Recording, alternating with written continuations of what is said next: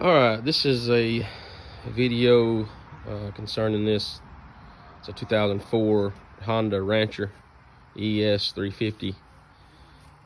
Good bike, but the bearings were going in this thing when I bought it. Just bought it from a guy the other day. Had to put new front bearings in it, and both of the hubs. Pretty difficult job to do.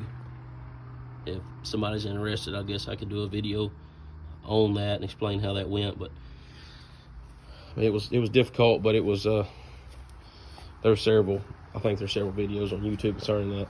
This video here is about the swing arm bearings in this.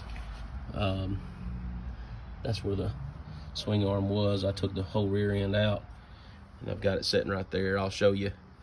But I didn't see any videos really that was very good quality at all on YouTube about this. So I just want to do a quick one, and hopefully this will help somebody. To take this thing apart, it's pretty simple. Unhook the brake lines and all from this rear end. I'm sorry I didn't start this before I took it apart, but unhook the brake lines. They run through those two holes right there, and I just tucked them up underneath. You got one there and one up there. I just kind of tucked them out of the way. Take those off, and you got to take the one bolt out of the axle here. There's a vacuum line you see it hanging down there, and it hooks to the rear end. Other than that, you got these two bolts, which there's a couple videos on YouTube about this that hold the actual swing arm onto the bike. And those bolts there, I'll show you what they look like.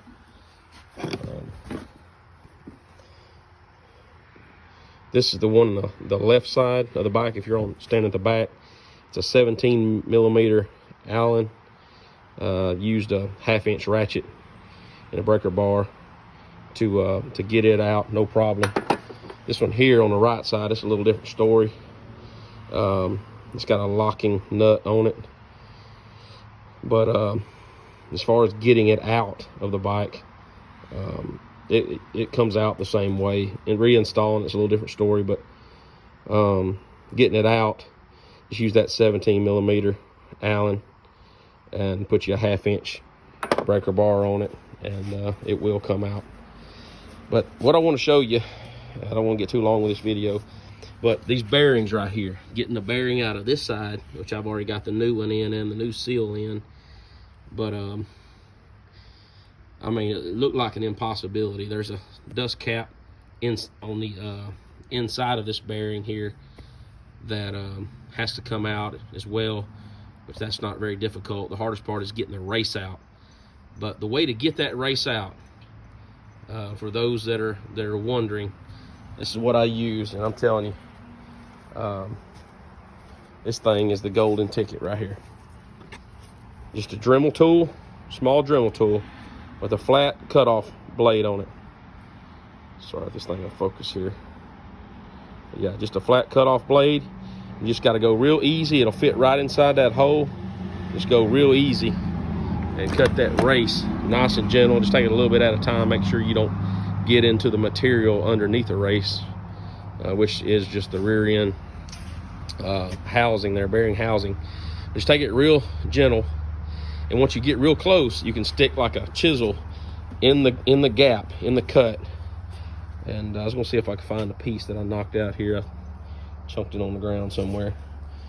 But anyways, once you get that piece cut, you stick a chisel in there in the cut point, hit it a couple times with a hammer. It'll bust, it'll split the rest of that ring, that race off of there. Here's what the new race looks like, a new race, and it goes inside just like that. The flattest part here goes inside. But yeah, just take that tool and you just score this. You know, just cut into it about 3/4 to 7/8 of the way, and then stick a chisel in that cut and hit it a couple times, and it'll just snap it. Then I just stuck a screwdriver in there and just worked it right out, or a flat chisel, so it wasn't no problem. This ride right here, what I found just worked great, which I've already got the new seal in there. That's the dust seal. You know, that just comes, you just pop that right in there. You don't have to hit it or nothing. It just goes right in. But the way that I got this old race out, matter